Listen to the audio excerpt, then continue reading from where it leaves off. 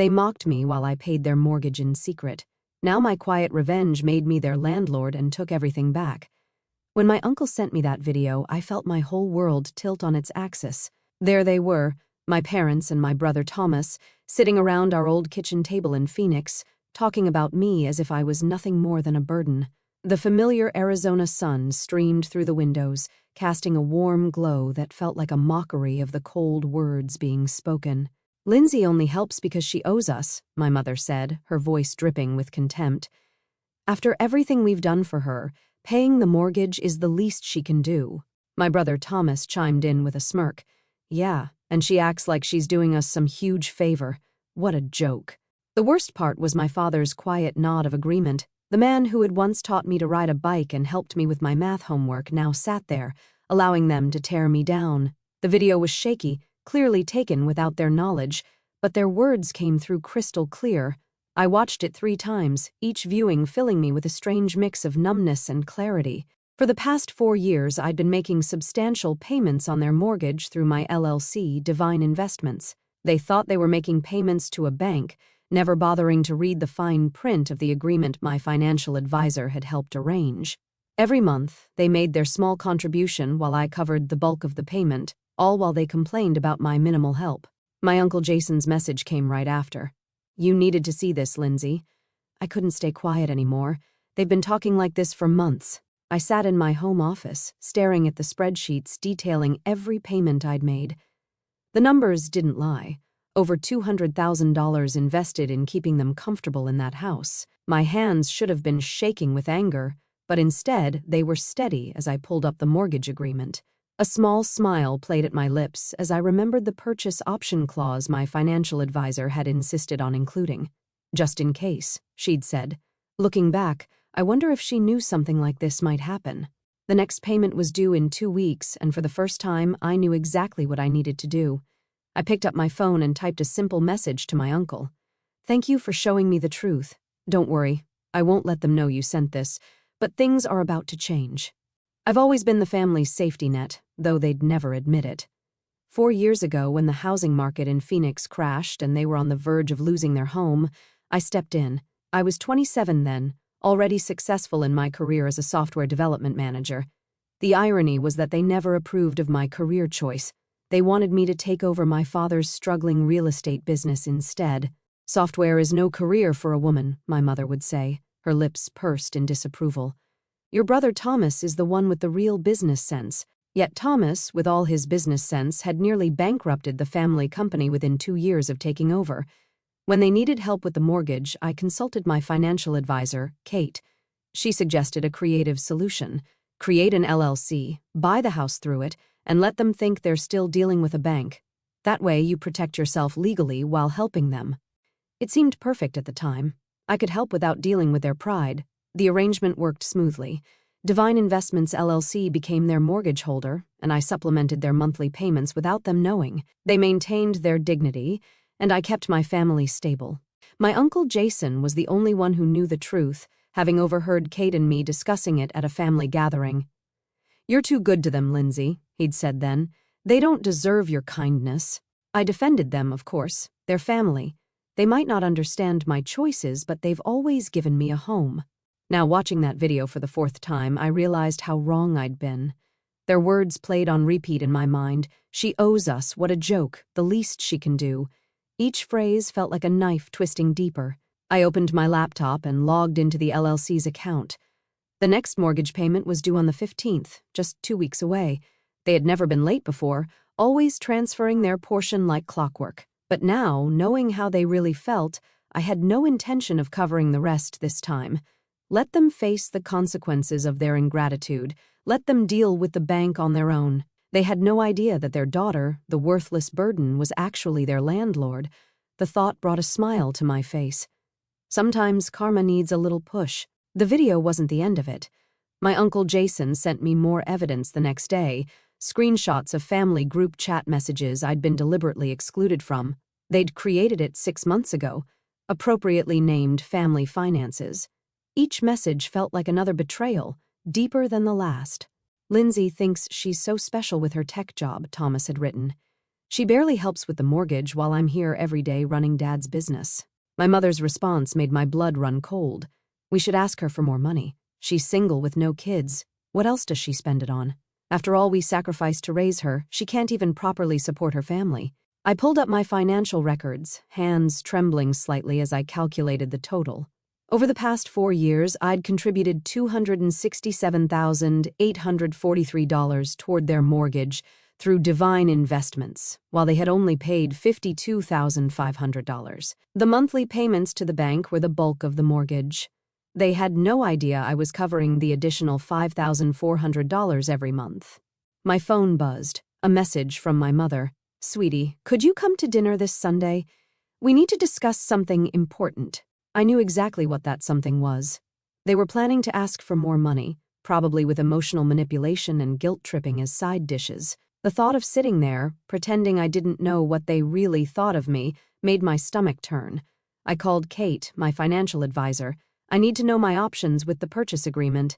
"I had a feeling you might," she said, not sounding surprised at all. "Remember that clause we included? If they miss a payment, Divine Investments can exercise the purchase option immediately. The house would be yours outright, and they'd become month-to-month tenants." A plan started forming in my mind. And if they were late with rent? Standard Arizona eviction laws would apply. You'd be within your rights to give them notice. She paused. "Lindsay, are you sure you want to go there, this route?" I thought about years of condescension, of being the family ATM while they mocked me behind my back. I thought about Thomas running our father's business into the ground while they praised his business sense. I thought about every snide comment about my career, my life choices, my supposed obligations to them. "Yes," I replied, my voice steady. "I'm sure. But I won't tell them anything yet.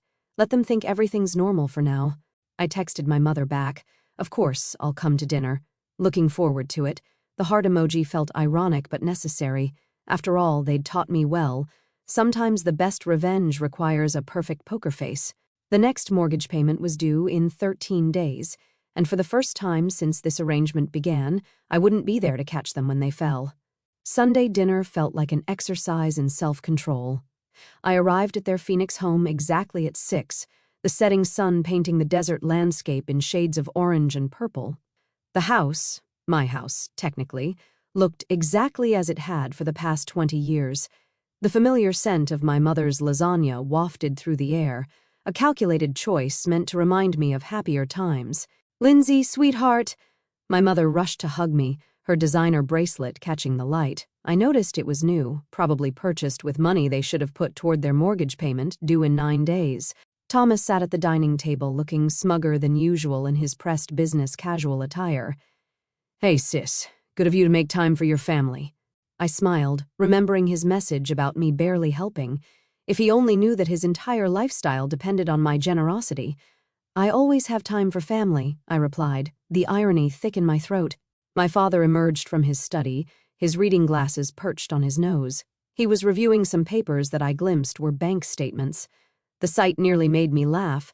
They were preparing their pitch carefully. "Before we eat," my mother began, setting down the lasagna, "we wanted to talk about something important." She glanced at my father, who nodded encouragingly. "Of course," I said, serving myself a portion. "What's on your mind?" Thomas cleared his throat. "Well, as you know, Dad's business has been facing some challenges. The real estate market isn't what it used to be." I took a bite of lasagna, chewing slowly. The business had been facing challenges ever since Thomas took over, despite the Phoenix market being stronger than ever. "We've been thinking," my mother continued, reaching for my hand across the table, "about how blessed we are to have such a successful daughter. Your father and I sacrificed so much to give you a good education." I watched her performance with newfound clarity, the gentle touch, the reminder of their sacrifices. It was all so carefully choreographed.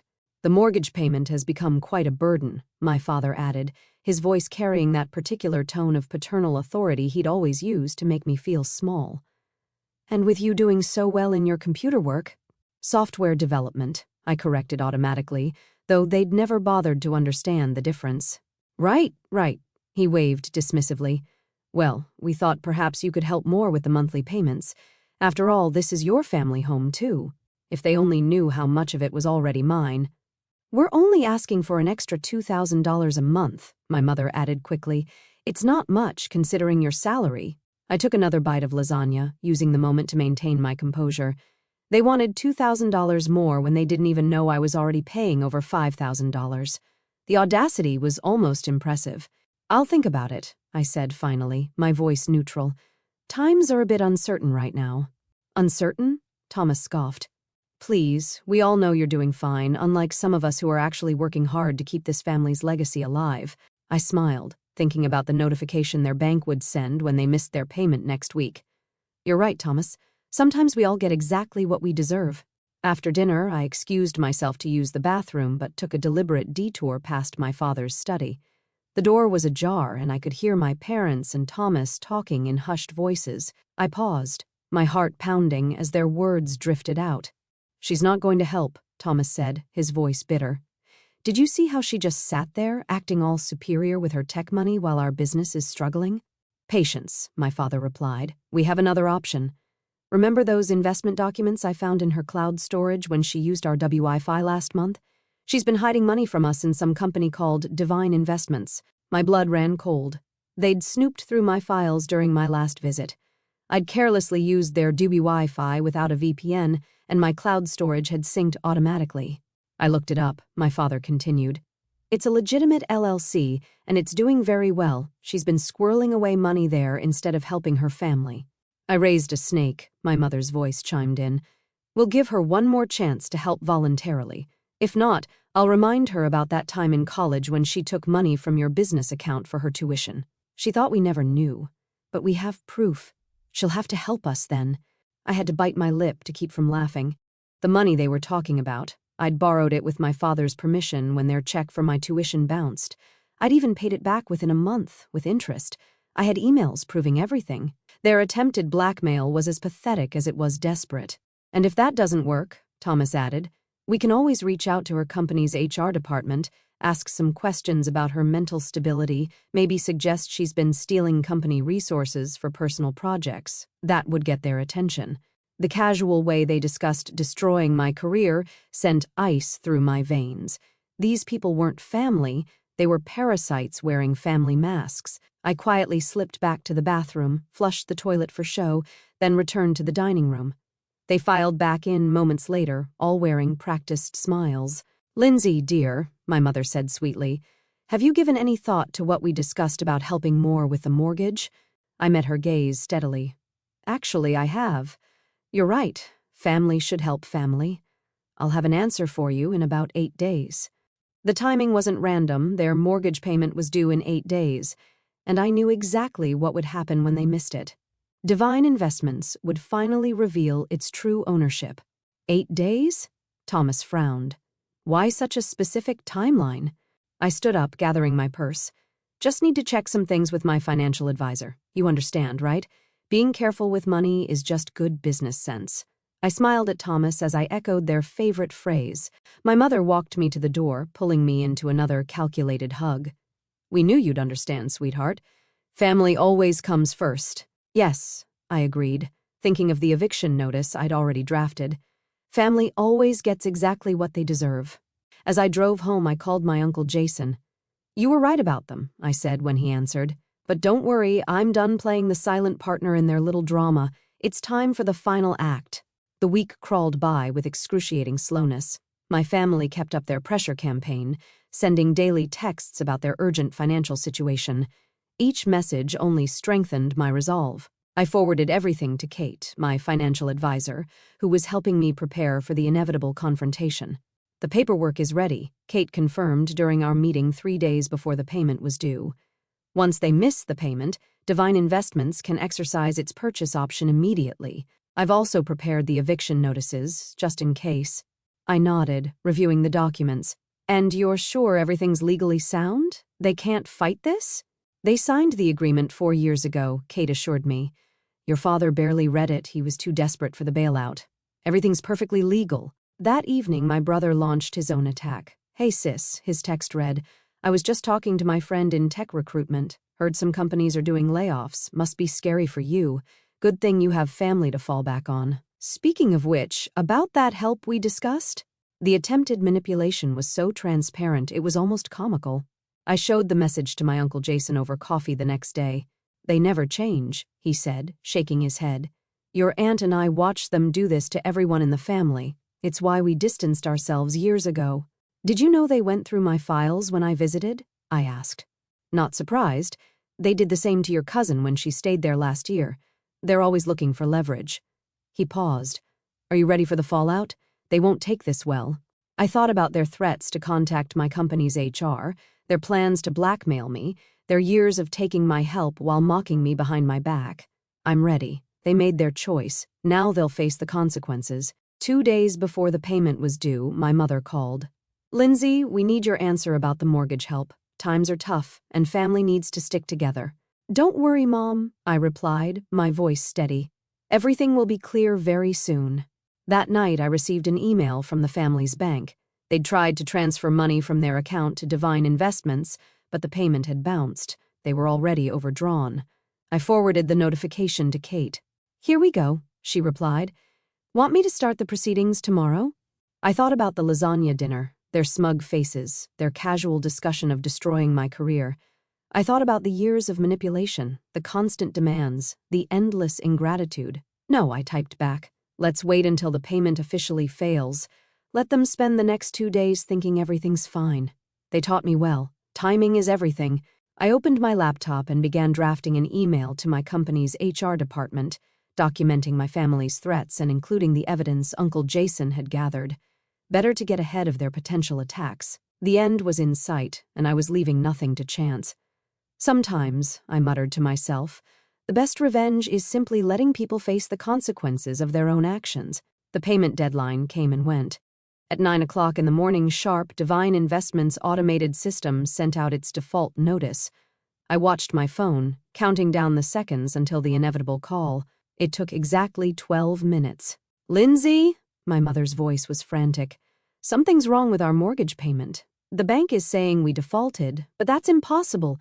We need your help immediately." "Actually," I replied calmly, "Divine Investments isn't a bank. It's an LLC. My LLC, to be specific." The silence on the other end was deafening. "What?" she finally whispered.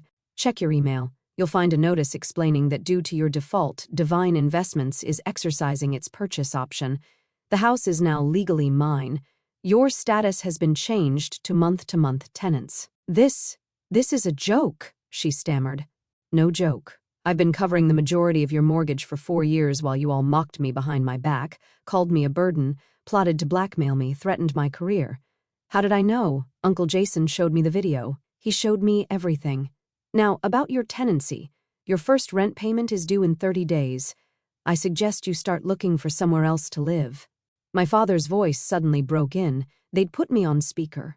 "You ungrateful—" "Careful," I cut him off. "Is that any way to talk to your landlord? The eviction notice is ready. Don't make me serve it sooner than planned." I ended the call and blocked their numbers. Within minutes, my email began filling with messages from flying monkeys, distant relatives and family friends telling me I was being cruel, that family should forgive family. I deleted them all without reading them. Some debts can't be paid with forgiveness. 3 months later, I stood in the empty house, my footsteps echoing through the vacant rooms. My family had finally moved out last week, forced to downsize to an apartment across town. They'd tried everything: threats, guilt trips, legal challenges, but in the end, the documents were ironclad. They had no choice but to accept reality. Thomas's attempt to contact my company's HR had backfired spectacularly. Thanks to my preemptive documentation and Uncle Jason's evidence, his accusations were dismissed immediately. Instead, his actions were reported to his real estate board, leading to an ethics investigation that effectively ended his career. My mother's final attempt at manipulation came through a tear-filled voicemail. "How could you do this to your own family?" The answer was simple. They'd shown me exactly what family meant to them, and I'd finally believed them. I walked through the kitchen where it had all started, where they'd sat around the table calling me worthless while I paid their bills. The irony wasn't lost on me. Uncle Jason and his wife were coming over later to help me prepare the house for sale. The proceeds would go to establishing a foundation for helping victims of financial abuse. Something good could come from this after all. My phone buzzed with a text from Kate. "Just heard from their lawyer. They're finally signing the last papers. It's really over." I smiled, looking around at the empty house one last time. They'd taught me that family always comes first, but they'd never specified which family. I chose myself, and for the first time in years, that felt exactly right. 6 months after the house sold, I stood in my new Phoenix office, the walls adorned with blueprints for the Divine Futures Foundation. The sales proceeds had funded its launch, a beacon for those trapped by financial abuse, offering legal aid and counseling.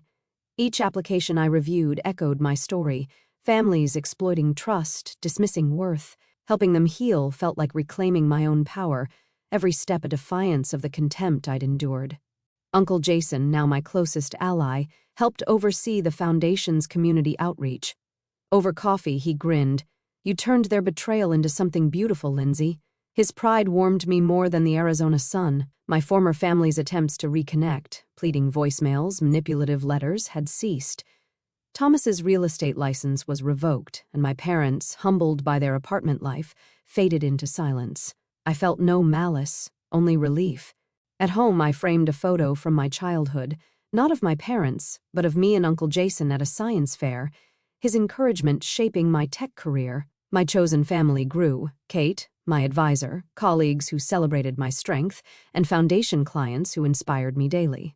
One evening, a young woman thanked me at a fundraiser, her voice trembling. "You showed me I'm not my family's burden." Her words mirrored my journey, closing a wound I hadn't realized still lingered. As I locked the office, the desert sky blazed with stars. The house that once held my pain was gone, its legacy reborn in the lives we'd touch. My parents had taught me family comes first, but I'd chosen a new one: myself, my allies, and those I'd help rise. For the first time, I wasn't just surviving their cruelty. I was thriving, my heart as vast as the horizon.